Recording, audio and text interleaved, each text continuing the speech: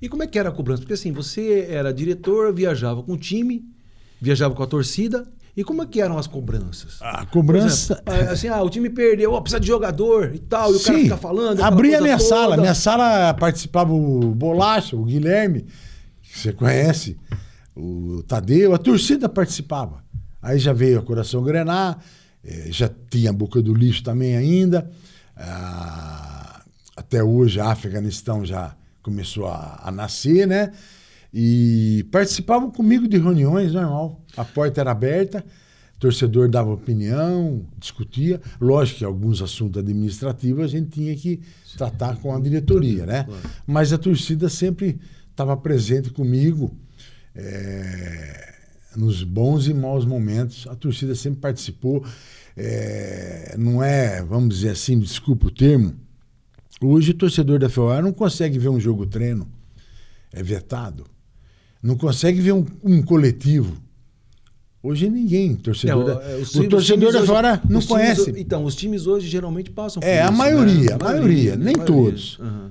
A Ferroviária acho que é um pouco de exagero. A Ferroviária é um time que mais exagera nesse setor de afastamento do torcedor. Eu lamento dizer isso, mas nós temos que falar a verdade.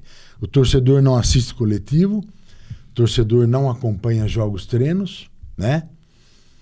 E ele, bem distante do clube, uma das razões que você vê o público cada vez menor nos jogos da Ferroviária. Esse afastamento do torcedor, esse afastamento da diretoria, que é uma diretoria praticamente toda de fora, não é de Araraquara.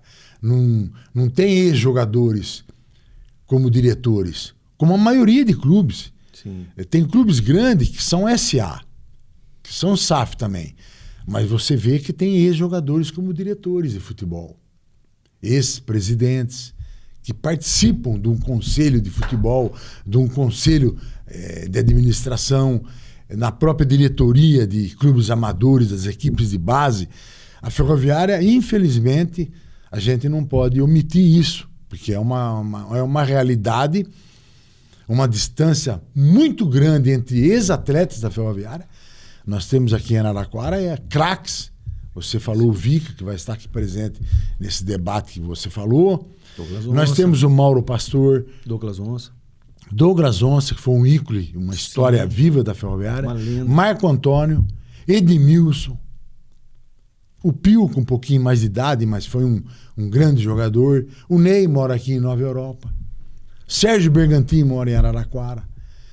Nós temos vários craques que jogou em Araraquara, que poderiam, mesmo sendo uma SA, que é uma SAF, eles participarem da diretoria, de uma categoria de base, do time profissional, mas não, jamais foram convidados. O último foi o Narciso, treinador de goleiro, que no fim acabou saindo sem muitas explicações, né? E quem mais? Mais ninguém. Não tem um ex-diretor, não tem um ex-atleta dentro da Ferroviária. Ninguém sabe quem é o presidente. O presidente mora no exterior, o filho dele que responde, mas ninguém conversa com ele.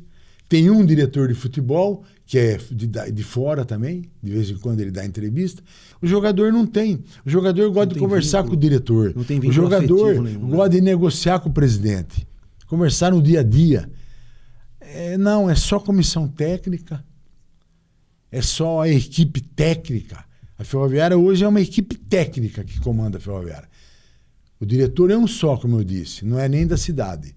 Então mantém esse distanciamento, esse isolamento com o clube, que eu tenho certeza que interfere dentro do campo.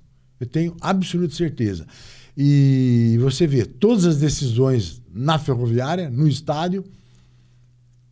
Eu acho que a última que nós ganhamos foi a Copa Paulista da Inter de Limeira, né? Nos pênaltis, né? Isso. Nós nunca ganhamos uma decisão em Araraquara. Nunca. Historicamente, desde a Ferroviária subiu, foi no Pacaembu. Em 1966, foi no Pacaembu. Não foi em Araraquara. Ela jogou 2 jogos no Pacaembu contra o 15, né? E depois veio outras campanhas boas, mas sempre decidindo fora de Araraquara, vencendo as decisões fora de Araraquara. Dentro de Araraquara, nós perdemos inúmeras, dezenas decisões. É uma coisa que acontece e o torcedor acha que é isso aí. É esse distanciamento que houve, que está acontecendo, agora com mais gravidade, né? Porque nós tínhamos presidente tudo da cidade, né?